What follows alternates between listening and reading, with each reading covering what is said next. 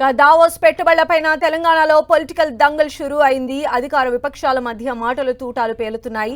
Record స్థాయి పెట్టుబడులు తెచ్చామని కాంగ్రెస్ చెబుతూ ఉండగా హైదరాబాద్ ఇన్వెస్టర్లతో దావోస్ లో ఒప్పందాలు ఏంటని కిషన్ రెడ్డి ప్రశ్నిస్తూ ఉన్నారు.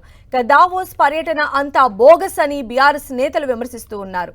పెట్టుబడులు తెస్తే ప్రశంసించకుండా అనవసర విమర్శలు చేస్తున్నారని కాంగ్రెస్ ఫైర్ అవుతోంది.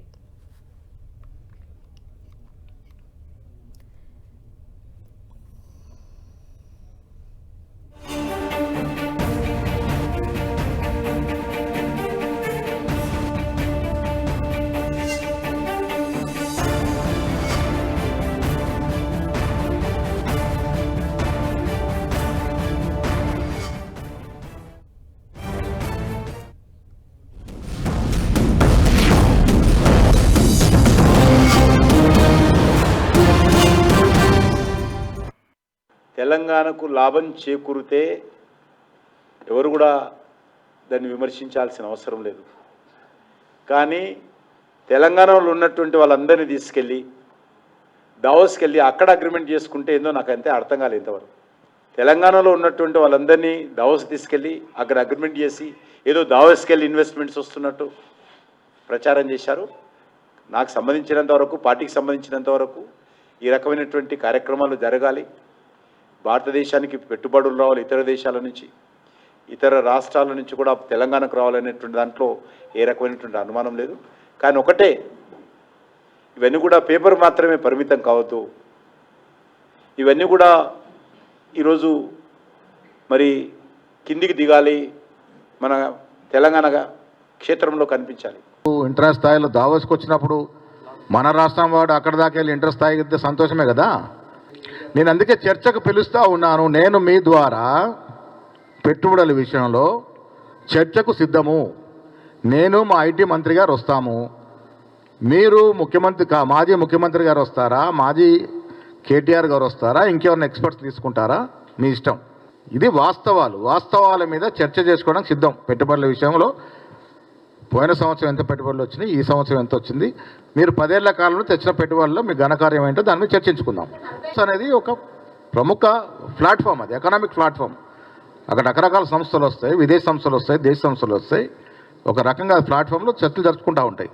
మీరు పెద్దదాన్ని మర్చిపోయి, ఇంత పెద్ద పెట్టుబడులు తెరిస్తే హర్షించాల్సి మర్చిపోయి చిన్న విషయాన్ని తీసుకొని రాద్ధాంతం చేసి ఈ మైలేజ్ దెబ్బ కొట్టాలని ఈ రకమైనటువంటి నాటకాలు ప్రజలు నమ్మరు తెలంగాణలో.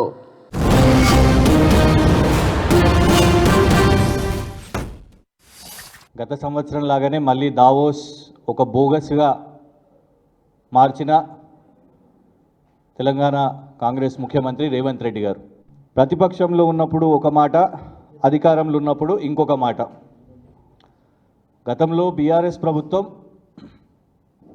పెట్టుబడులు అంటే కేటీఆర్ గారు ఐటీ శాఖ మంత్రిగా ఇక్కడ మన యువతకు ఉపాధి కల్పించాలని ఎప్పుడు కూడా ఇన్ని వేల కోట్లు వచ్చినాయి, ఇన్ని లక్షల కోట్లు వచ్చినాయి అని కాకుండా మనకి ఇంత ఉపాధి వస్తుంది, ఇన్ని ఎంఓయూస్ సంతకం చేసినాము అని కాకుండా ఇన్ని కంపెనీలు ఇక్కడ వచ్చి గ్రౌండ్ చేసినాయి, వాళ్ళు ఇక్కడ ఏర్పాటు చేసిర్రు, ఎంత ఉద్యోగ అవకాశాలు వచ్చినాయి, దీని మీద బీఆర్ఎస్ ప్రభుత్వం ఫోకస్ చేసింది. కానీ ఇప్పుడు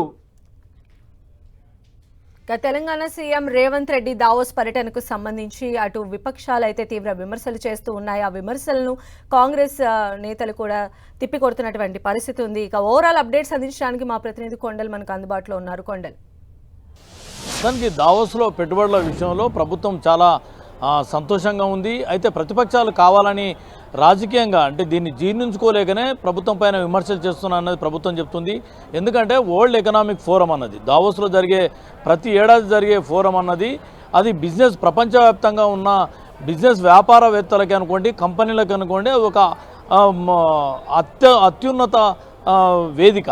ఆ వేదిక పైన జరిగిన ఒప్పందాలను వీళ్ళు ఏదైతే బీజేపీ అనుకోండి, బీఆర్ఎస్ అనుకోండి ఆరోపణలు చేయడం అనేది పూర్తిగా అర్ధరహితం. ఇది కేవలం ప్రభుత్వం సాధించిన విజయాన్ని జీర్ణించుకోలేకనే చేస్తున్నారన్నది ప్రధానంగా ప్రభుత్వం భావిస్తుంది. గత 9 ఏళ్లలో బీఆర్ఎస్ పాలించిన 9 ఏళ్లలో మొత్తం రాష్ట్రానికి 25,000 కోట్ల పెట్టుబడులు మాత్రమే వచ్చాయి. గతంలో 2023లో అంటే 24లో గత ఏడాది జనవరిలో వెళ్ళినప్పుడు 40,232 కోట్లు వస్తే 23లో జనవరిలో వెళ్ళినప్పుడు అప్పుడు బీఆర్ఎస్ అధికారంలో ఉంది.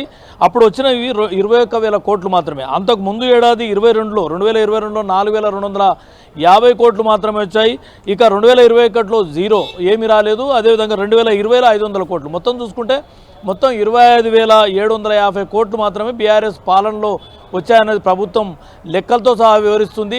మరి అప్పుడు ఏదైతే దావోస్లో జరిగిన ఒప్పందాలపై ఘనంగా ప్రచారం చేసుకున్న బీఆర్ఎస్ మరి ఇప్పుడు ఎందుకు విమర్శలు చేస్తుందన్నదే ప్రధానంగా ప్రభుత్వం ప్రశ్నిస్తుంది.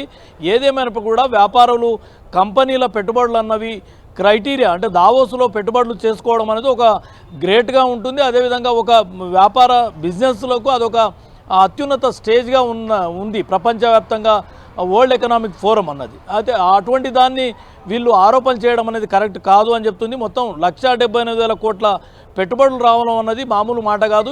తెలంగాణలో జరుగుతున్న అభివృద్ధి అనుకోండి, తెలంగాణ ప్రభుత్వం అనుసరిస్తున్న విధానాలకు అట్రాక్టివ్ అయ్యే ఈ పెట్టుబడులు వచ్చాయన్నది ప్రభుత్వం చెప్తుంది. దీంతోపాటు గత ఏడాది 40,232 కోట్ల పెట్టుబడులు వస్తే దాంట్లో 18 ప్రాజెక్టులకు ఒప్పందాలు జరిగాయి. దాంట్లో 17 ఆన్గోయింగ్ ప్రాజెక్ట్స్గా ఉన్నాయి. ఇప్పుడు 7 ప్రాజెక్ట్స్ పూర్తిగా ప్రారంభానికి సిద్ధంగా ఉన్నాయి. ఇవన్నీ కూడా ఈ దావోస్ వెళ్లే ముందు ముఖ్యమంత్రి రేవంత్ రెడ్డి రివ్యూ చేయడం జరిగింది. 40,200 చెప్పండి. నేత కిషన్ రెడ్డి చేసినటువంటి కామెంట్స్ ఎలా చూడాలి అంటే అక్కడ కూడా తెలంగాణ పారిశ్రామికవేత్తలతోనే డీల్ కుదుర్చుకున్నారు, ఇదంతా బోగస్ అని చెప్పి ఆయన చాలా తీవ్రంగా ఈ పర్యటనకి సంబంధించి అయితే వ్యాఖ్యలు చేశారు. అంటే వ్యాపారవేత్తలకు సంబంధించి ఒక తెలంగాణ లేదంటే ఆంధ్రప్రదేశ్, కర్ణాటక అన్నది కాదు. ఇప్పుడు ఏదైతే తెలంగాణలో ప్రధానంగా బీఆర్ఎస్ కానీ బీజేపీ కానీ టార్గెట్ చేస్తున్న మెగా కంపెనీతో ప్రభుత్వం ఒప్పందం కుదుర్చుకోవడం అన్నది ప్రధానంగా వాళ్ళు చేస్తున్న ఆరోపణలు. మెగా కంపెనీ అనేది ఒక దేశీయ కంపెనీగా ఉంది, అదేవిధంగా రిలయన్స్ అదే దేశీయ కంపెనీగా ఉంది. ఇలాంటివి అన్నది కేవలం రాజకీయ దురుద్దేశంతోనే ప్రభుత్వం పైన బురద జల్లే కార్యక్రమంలోనే భాగంగానే ఈ ఆరోపణ చేస్తున్నారని ప్రభుత్వం భావిస్తుంది. Sandhya. Okay, right Kondal, thank you.